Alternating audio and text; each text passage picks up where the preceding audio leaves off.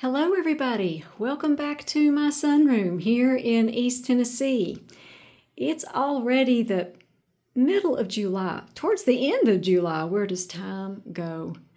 And I thought we'd just go through and look at some blooms today. It's kind of a cloudy day today, and I thought, yeah, it's going to be a good day to just show you all some blooms, tell you all about some little projects that I'm into, discuss some things that are kind of interesting in my collection. What you're looking at right here is my beautiful Phal GZAAS rainbow that is now fragrant. Yes, it smells like lemony soap. It's a nice, sweet, lemony, soapy scent. It's just kind of very unusual. The fragrance isn't overwhelming, but it is there, and it kind of matches the look of the blooms on this orchid. I think that's just so neat. So yeah, it's kind of hard to talk while I'm showing you all this because it is absolutely gorgeous. This is a gift from Michael McCarthy. He sent me last May, and this is the first time that it's bloomed for me, and it's just so stunning. What a gorgeous bloom. The next one up is my beautiful Phal Bellina pumpkin, also a gift from Michael McCarthy. I find it very charming that both of them bloomed at the same time. And as you see, I've got this bud that's going to be blooming out at some point as well. Look at the brand new, glossy, gorgeous leaf. Some of you have asked me, what do you clean your leaves with? Well, these leaves are just like this. They're just that super gloss, just naturally occurring. It's just absolutely beautiful. So this is the second bloom on this plant. It bloomed this time last year. And so this one is absolutely gorgeous. It smells like pomegranates and cherries and just like a wonderful grenadine syrup maybe. But the smell is just as beautiful as the flower looks. So I love this plant. And this little Phal is very noteworthy. This is the third spike that it has produced for me in less than a year. I bought this one from Hauserman's back in November. It is this little beauty right here, Phal Tzu Cheng Sapphire. And this is the third spike it's had since I've bought it in November. It's kind of, this spike is kind of in between the leaves here a little bit, but these little blooms are just absolutely charming. And I know I mentioned in the title of this video that I'm turning over a new leaf, or I'm trying to. Part of that is I've decided I'm not going to lose these things anymore. I'm going to keep up with them. I actually put green tape on the back, and I am attaching these ID tags to the back of the pot. I am really, really bad about losing these things, and I'm not going to do that anymore because it's getting very, very confusing. So that's how I'm trying to turn over a new leaf. This is the second spike on my Looseberry Trinity. I love this little peloric orchid. And here's the tag on that one. And as you see, I've had this one for, about a year and a half. It's the second time that this one has bloomed for me. But I think that this is absolutely gorgeous. So, yeah, I've decided to keep up with my tags better because what's been going on in the past has been while I repot, they get lost. And so I decided I'm not going to keep them in the pots anymore because I'm losing them.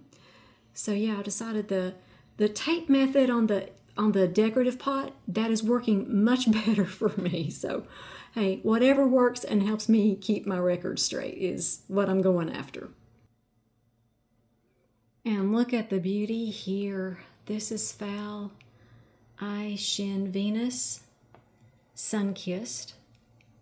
I bought this one from the Mystery Garden store, and it was already in spike. I bought it back in April. And this little plant is just it's just beautiful. And this one is fragrant, just a little bit. Not much, it's just kind of a light, maybe a soapy, not plastic at least. It's kind of a soapy fragrance. It's nice, but it's not overwhelming. But look at the beautiful blooms on this little plant. Just absolutely gorgeous. I'm going to really enjoy this one. And this is my Tolumnia Gyric Flyer Sahara. I love the color of this one. And also the blooms are really pretty big for a Tolumnia. These aren't fragrant, but what they don't have in fragrance, they make up for in just beauty. They're so pretty. And this one stays in bloom for a long time too, so that's a great bonus.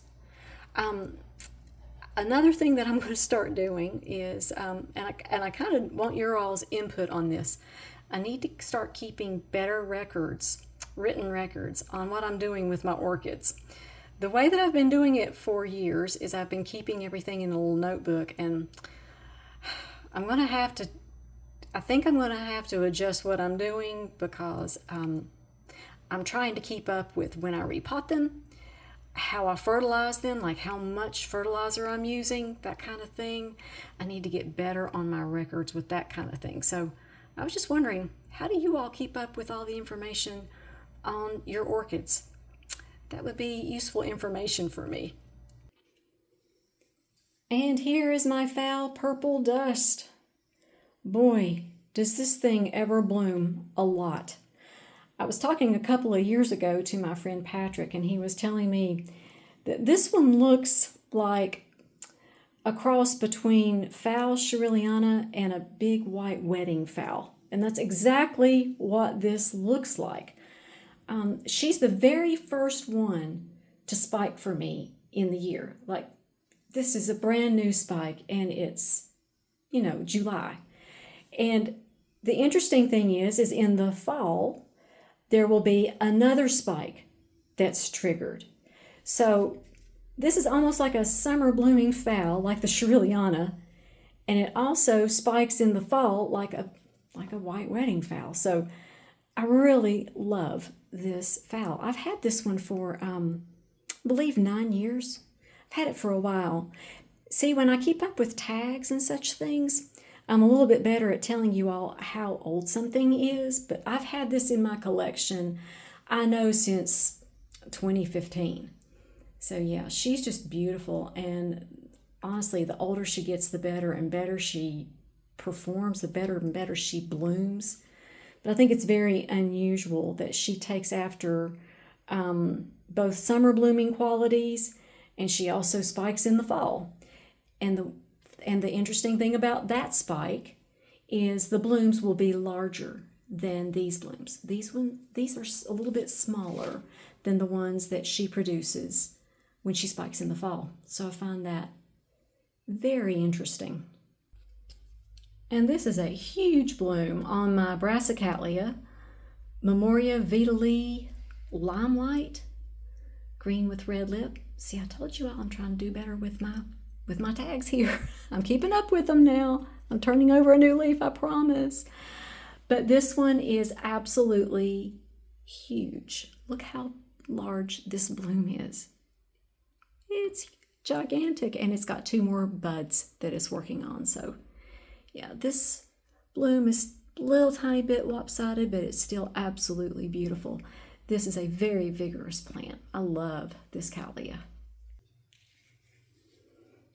And here's my beautiful Phalaenopsis Dendrobium that I nicknamed Wilson.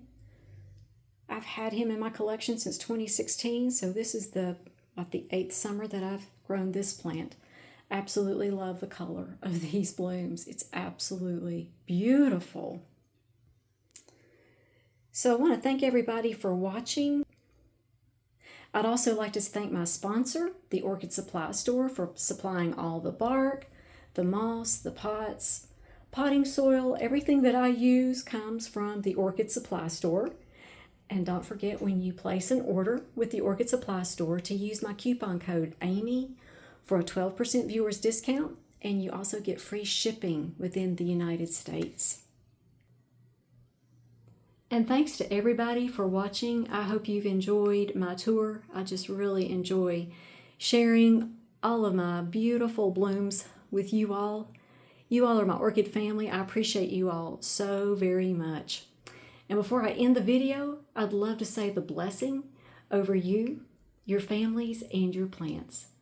May the Lord bless you and keep you. Make his face shine upon you and be gracious to you. May the Lord turn his face towards you and give you peace. You all make it a great day, and we'll talk to you next time.